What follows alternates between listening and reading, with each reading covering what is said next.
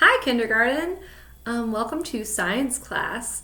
Today we're going to talk a little bit about what we had read about in one of our read alouds from earlier in the week when we watched the video read aloud of Bread Comes to Life.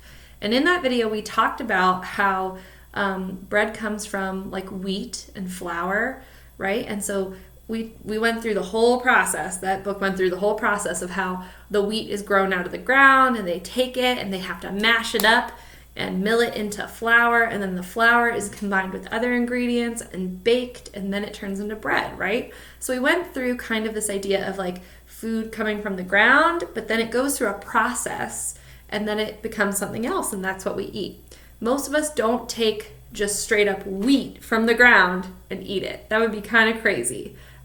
David actually does that in the Bible at one point. And so does Jesus, actually. But in general, we don't do that, right? We eat bread, not just straight up wheat. And so coming up soon, at some point in the next couple weeks, we're going to be doing a unit on healthy eating, and it'll be really fun. And not just healthy eating, but kind of like food and what different types of food groups there are. And so today, you guys are going to go on a little scavenger hunt through your house looking at the different types of food there are. And so I just wanted to show you guys a couple different things that I found in my fridge, in my pantry. Some examples of food that grows from the ground and food that has been grown from the ground but then gone through a process to be a different food, okay? And so the first thing I have there is cucumbers. I love cucumbers. They're really good. These grow out of the ground. You can grow these in your garden. I do. They grow. And then did you know that you can eat them just like this? You can eat them raw if you want. Or some of you might eat these cucumbers a different way.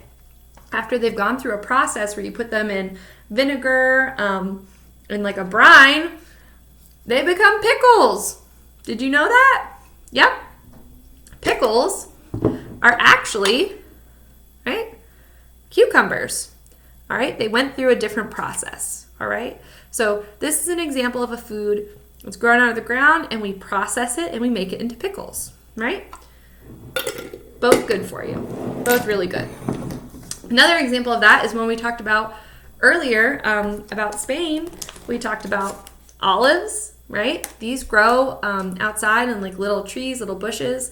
And then if you take the olives and you process them by pressing them really hard, you can collect their oil, and olive oil is like a processed form of the olive, all right?